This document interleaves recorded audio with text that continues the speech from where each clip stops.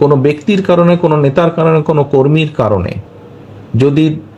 মানুষের আস্থা নষ্ট হয়, তাকে আমরা ওন করতে পারবো না। বিকজ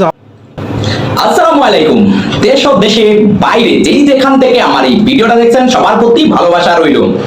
আপনারা এতক্ষণ যে ভিডিও ক্লিপটা শুনছেন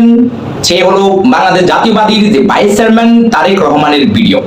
এবং ওই ভিডিওর মধ্যে যে কথাগুলো উল্লেখ করা ছিল সেগুলো হলো যারা বিগত আমলের সময় আওয়ামী লীগে যোগ দিয়ে বিএনপি নেতা কর্মীদের উপর নির্যাতন হয়রানি করছিল, মানে বিগত আমলে যারা বিএনপি থেকে আওয়ামী লীগে যোগ দিছে এবং আওয়ামী লীগে যোগ দিয়ে বাংলাদেশ ছাত্র শিবির বলেন, জামাত বলেন, বিএনপি বলেন এবং ছাত্রদল বলেন সবার উপরে যারা নির্যাতন করছে, এখন তারা নতুন করে তারা ফন্দি পাকলো যারা বিএনপির মধ্যে যোগ দিবে। এখন তারেক রহমান স্পষ্টভাবে যে বললো যারা বিগত আমলে সুযোগ সুবিধা নিয়ে বাংলাদেশ জাতীয়বাদীদের উপর নির্যাতন করছে তাদেরকে দলে পেরানো যাবে না, কারণ তারা কাল সাপ যে কোনো সময় তারা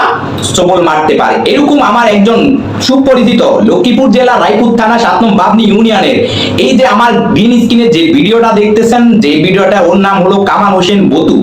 বিগত আমল থেকে সেই যখন বিএনপি ক্ষমতায় আসে তখন বিএনপি করে আর আওয়ামী লীগের নেতা কর্মীদের উপর নির্যাতন করে, যখন আওয়ামী লীগ ক্ষমতা যায় আওয়ামী লীগে যোগ দেয় আর ওই আওয়ামী লীগে যোগ দিয়ে বিএনপি জামাত শিবিরদের উপর নির্যাতন করে। এইরকম যদি ঘটনা হয় তাহলে বাংলাদেশের প্রত্যেকটা জেলার মধ্যে যারা ত্যাগী নেতা, যারা বাংলাদেশ দলের জন্য, জাতীয়বাদী দলের জন্য কষ্ট করছে সেই নেতারা বঞ্চিত হয়ে যাবে। আমি লক্ষ্মীপুর জেলার 2 আসনের প্রতিনিধি জনাব আবুল খায়ের ভূঁইয়ার দৃষ্টি আকর্ষণ করে বলছি, আপনি সুনজর দেন আপনার ইউনিয়নের, আপনার ওয়ার্ডের যারা বিগত আমলের সময় বিএনপি থেকে আওয়ামী লীগে যোগ দিয়ে নির্যাতন, হয়রানি, জেল মামলা দিয়ে তারা তাদের সুবিধা ভোগ করে নিল, এখন তারা নতুন করে তারা আবার বিএনপিতে আসার জন্য তারা অনেক রকম চক্র আঁকতেছে এবং তার আত্মীয় স্বজনের মধ্যে। আপনারা সবাই সোচ্চার হন, যেহেতু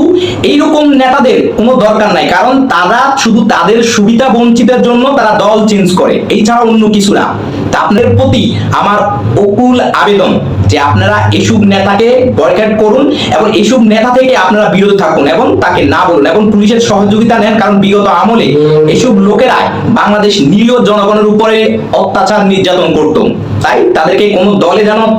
জায়গা না দেওয়া হয়। আমি সবার কাছে যে লক্ষ্মীপুর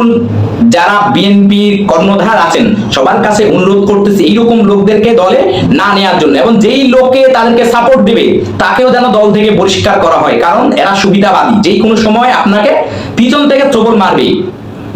তাই আমার এই ভিডিওটা যদি আপনার ভালো লাগে শেয়ার করুন এবং সবাইকে বুঝিয়ে দিন যে যারা দালাল, যারা দল চেঞ্জ করে দালালগিরি করছে তাদের দলে কোনো জায়গা নাই, এবং ত্যাগী নেতা যারা বাংলাদেশ জাতীয়বাদীর জন্য কষ্ট করছে, যারা জেল জুলুম খাটছে তাদেরকে দলে প্রাধান্য দেওয়ার জন্য অকুল আবেদন করি সবার কাছে। ভালো থাকবেন, আসসালামু আলাইকুম।